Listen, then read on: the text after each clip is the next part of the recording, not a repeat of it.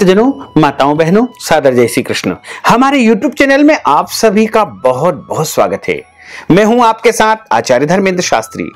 आज हम आपको रामनवमी की दिव्य और ज्ञानमयी कथा सुनाने जा रहे हैं। तो सबसे पहले आपको और आपके पूरे परिवार को रामनवमी महापर्व की बहुत बहुत शुभकामनाएं और बधाइयां। प्रभु श्री राम का भरपूर आशीर्वाद आपके जीवन पर सदैव बना रहे। आप सभी सुखी रहें, स्वस्थ रहें, व्यस्त रहें और मस्त रहें तथा प्रभु श्री राम की कृपा से निरंतर उन्नति तथा प्रगति करते रहे। रामनवमी का जो पर्व होता है, चैत्र माह के शुक्ल पक्ष की नवमी तिथि के दिन रामनवमी का महापर्व मनाया जाता है। राम जो कि साक्षात विष्णु भगवान के जो है 21वें अवतार थे और भगवान नारायण के अवतार श्री राम का प्रागट्य रामनवमी के दिन हुआ है। त्रेता युग में अयोध्या के राजा दशरथ के यहाँ प्रभु श्री राम का प्रागट्य हुआ है और प्रभु श्री राम का नाम स्मरण मात्र से ही मनुष्य के सारे दुख, दर्द, संकट और कष्ट समाप्त हो जाते हैं। प्रभु श्री राम का नाम बड़ा ही प्रतापवान है, बड़ा ही दिव्य है और कलयुग में तो केवल प्रभु का नाम ही एक आधार है। प्रभु का नाम स्मरण करने से ही मनुष्य के सारे संकट टल जाते हैं। कलयुग केवल नाम आधारा, सुमर सुमर नर उतर ही पारा। यानी कलयुग में केवल नाम का ही एक आधार है, इसलिए राम नाम सबसे बड़ा है और प्रत्येक मनुष्य को चाहिए कि अपने दिनचर्या में राम नाम का जाप भी शामिल करे और चलते फिरते अहर्निशम उसे राम नाम का उच्चारण करना चाहिए। जो मनुष्य श्री हनुमान जी के सामने राम नाम का उच्चारण करता है तो श्री हनुमान जी उसके सारे संकटों को हर लेते हैं और उसके जीवन में कभी भी कोई कठिनाई नहीं आने देते हैं। प्रभु हनुमान जी जो है अपने भक्तों पर हमेशा कृपा दृष्टि जब बनाएंगे तब आप राम नाम उच्चारण करेंगे। यानी श्री हनुमान जी को राम नाम का जो है सबसे अधिक प्रिय होता है, इसलिए आप राम नाम का उच्चारण श्री हनुमान जी के सामने अवश्य करें। तो आज हम आपको श्री राम नवमी की दिव्य और ज्ञानमयी कथा सुनाने जा रहे हैं। बोलिए राजा रामचंद्र भगवान की जय, काशी विश्वनाथ भगवान की जय। नीलांबुज श्यामल कोमलांगम सीता समारोपित वाम भागम पानो महासायक चारु चापम नमामि रामं रघुवंशनाथम।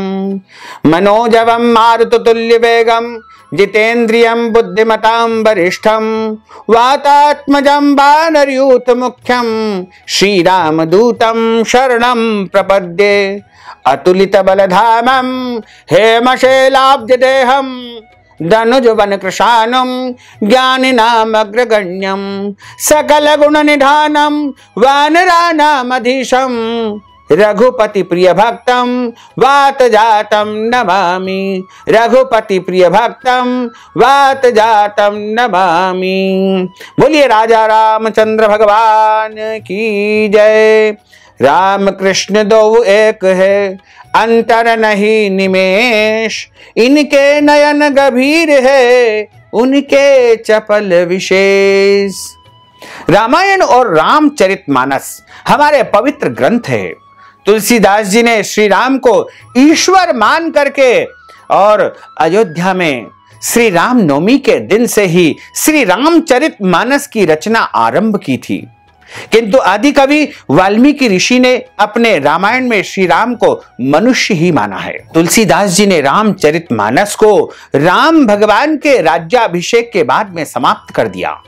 वहीं आदि कवि श्री वाल्मीकि ने अपने रामायण कथा को आगे श्री राम के महाप्रयाण तक वर्णित किया है। जब इस पृथ्वी के ऊपर लंका के राजा रावण का अत्याचार बढ़ता जा रहा था और उनके अत्याचार के कारण समस्त देवी देवता बड़े दुखी हो रहे थे, यहां तक कि पृथ्वी माता भी बहुत दुखी हो रही थी। तो पृथ्वी माता तथा समस्त देवताओं ने जाकर के भगवान नारायण से प्रार्थना की, प्रभु से निवेदन किया कि हे प्रभु, रावण का अत्याचार पृथ्वी पर बढ़ता जा रहा है, तो प्रभु ने समस्त देवताओं को आश्वासन दिया कि आप लोग निश्चिंत रहिए, मैं जल्द ही जो है राजा दशरथ के यहाँ पुत्र बनकर के आऊंगा और रावण का संहार करूंगा। उसी कड़ी में महाराजा दशरथ, जो कि अयोध्या के राजा है, और उनकी तीन रानियां हैं, तीनों रानियों के यहां कोई भी पुत्र नहीं था और राजा दशरथ बड़े ही चिंतित थे कि मेरे बाद इस राज्य का कार्यभार कौन संभालेगा, मेरा उत्तराधिकारी कौन होगा। उनके पास सर्वस्व था, समस्त वैभव था, समस्त पराक्रम था और उनका राज्य भरा पूरा था, लेकिन उनके यहां कोई संतान नहीं थी। इस बात को लेकर के एक बार वो अपने कुल गुरु के पास जाते हैं और कुल गुरु से जो है प्रार्थना करते हैं कि हे कुलगुरु, आप कृपा करके कोई ऐसा उपाय बताइए जिससे हमारे यहाँ पुत्र की प्राप्ति हो जाए और हमारा वंश निरंतर चलता रहे। महाराजा दशरथ ने जो है उनकी आज्ञा से पुत्र कामेष्टि यज्ञ का आयोजन किया और पुत्र कामेष्टि यज्ञ चूंकि उनके कुलगुरु द्वारा निर्देशित किया गया था, तो उसमें बड़े बड़े आचार्यों को बुलाया गया। महाराजा दशरथ ने पुत्र प्राप्ति हेतु यज्ञ का आरंभ करने का निश्चय कर लिया। महाराजा की आज्ञा के अनुसार शामकर्ण घोड़ा चतुरंगिणी सेना के साथ में छुड़वा दिया गया। महाराजा दशरथ ने समस्त मनस्वी, तपस्वी, विद्वान, ऋषि, मुनियों तथा वैद विज्ञ प्रकांड पंडितों को यज्ञ संपन्न करवाने के लिए बुलावा भेजा और उनको आमंत्रित किया। निश्चित समय आने पर समस्त अभ्यागतों के साथ में महाराजा दशरथ अपने गुरु वशिष्ठ जी तथा अपने परम मित्र अंग देश के अधिपति लोभपात के जामाता ऋषि श्रृंग ऋषि को लेकर के यज्ञ मंडप में पधारे। इस प्रकार महान यज्ञ का विधिवत शुभारंभ किया गया। संपूर्ण वातावरण वेदों की ऋचाओं के उच्च स्वर में पाठ से गूंजने तथा समिधा की सुगंध से महकने लगा।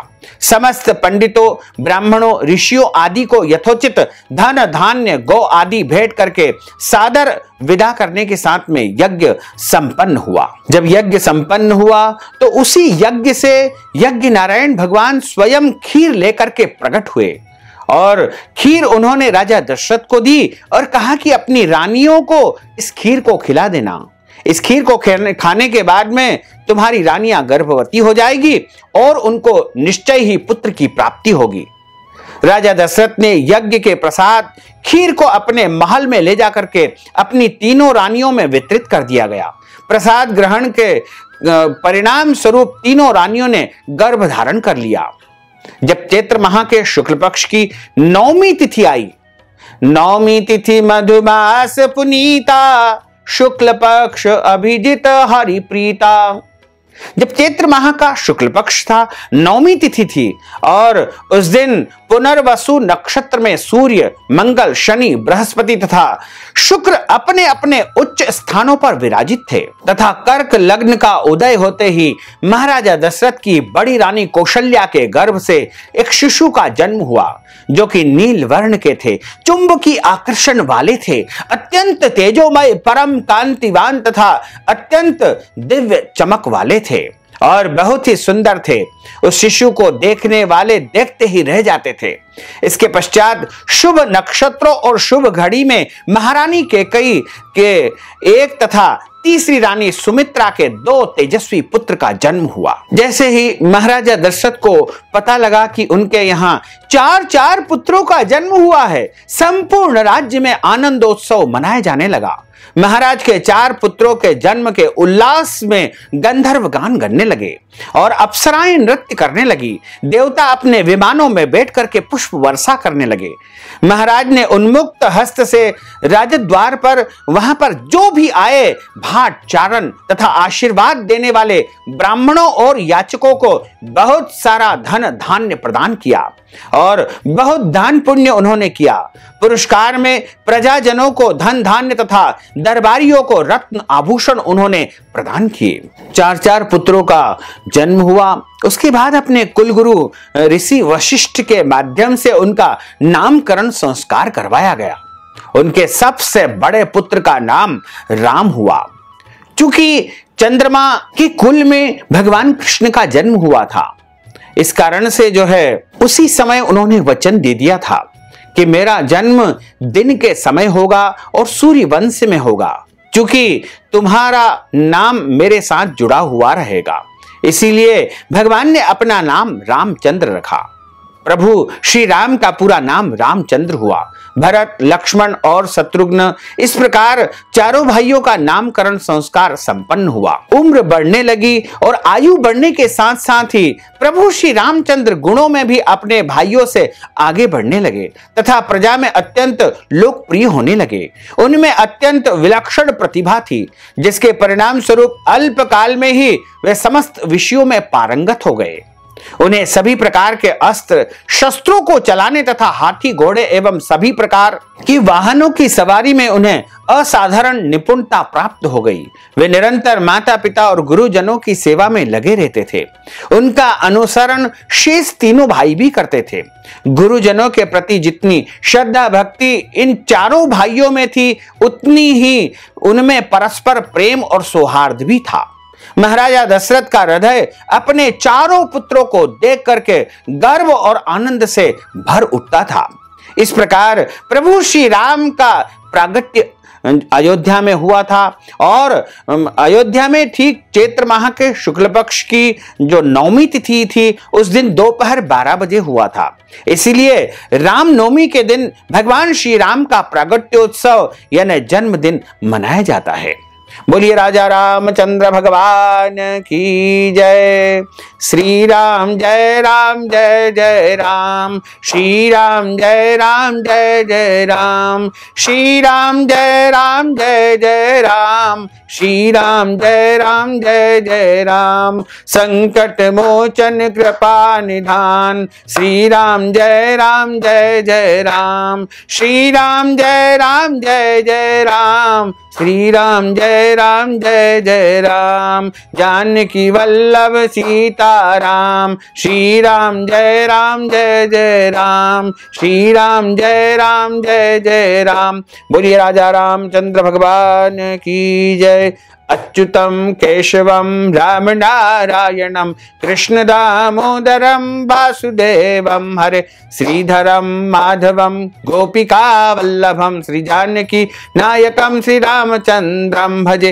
जानकी मनोहरम सर्वलोक नायकम श्री शंकरादि सेवितम पुण्य नाम कीर्तनम श्री राम राम राम राम राम नाम तायकम। रामा कृष्ण वासुदेवा भक्ति मुक्तिदायकम, रामा कृष्ण वासुदेवा भक्ति मुक्तिदायकम, रामा कृष्ण वासुदेवा भक्ति मुक्तिदायकम, रामा कृष्ण वासुदेवा भक्ति मुक्तिदायकम, रामा कृष्ण वासुदेवा भक्ति मुक्तिदायकम। बोलिए राजा रामचंद्र भगवान की जय, लक्ष्मी नारायण भगवान की जय, श्री वृंदावन बिहारी लाल की जय, गोपाल कृष्ण भगवान की जय। धर्म की जय हो, अधर्म का नाश हो, प्राणियों में सद्भावना हो, विश्व का कल्याण हो। सनातन धर्म की जय हो, गौ माता की जय हो, नगर बस्ती की जय हो, आज के आनंद की जय हो, कल के आनंद की जय हो, परसों के आनंद की जय हो, बरसों बरसों के आनंद की जय हो। ओम नमः पार्वती पते, हर हर महादेव हर। भक्तजनों, माताओं बहनों, यदि आप रामनवमी की कथा के निमित्त कथा की दक्षिणा प्रदान करना चाहते हैं, ब्राह्मण भोजन के निमित्त दान राशि प्रदान करना चाहते हैं, अन्नदान, गोदान, वस्त्र दान या कोई भी दान पुण्य यदि आप रामनवमी के निमित्त करना चाहते हैं, तो आप हमारे पेटीएम के माध्यम से, गूगल पे के माध्यम से, फोन पे के माध्यम से या अकाउंट नंबर के माध्यम से नगद राशि पहुंचा करके रामनवमी का पूरा पुण्य लाभ प्राप्त कर सकते हैं। साथ ही आपसे अनुरोध है कि हमारे इस ज्ञानवर्धक वीडियो को अधिक से अधिक लोगों को शेयर करिएगा, लाइक करिएगा और कमेंट बॉक्स में प्रभु राम का नाम अवश्य लिख दीजिएगा। साथ ही यदि आपने अभी तक हमारे और आपके YouTube चैनल को सब्सक्राइब नहीं किया तो अभी और इसी समय सब्सक्राइब अवश्य कर लीजिए। आपको और आपके पूरे परिवार को सादर जय श्री कृष्ण, सादर धन्यवाद।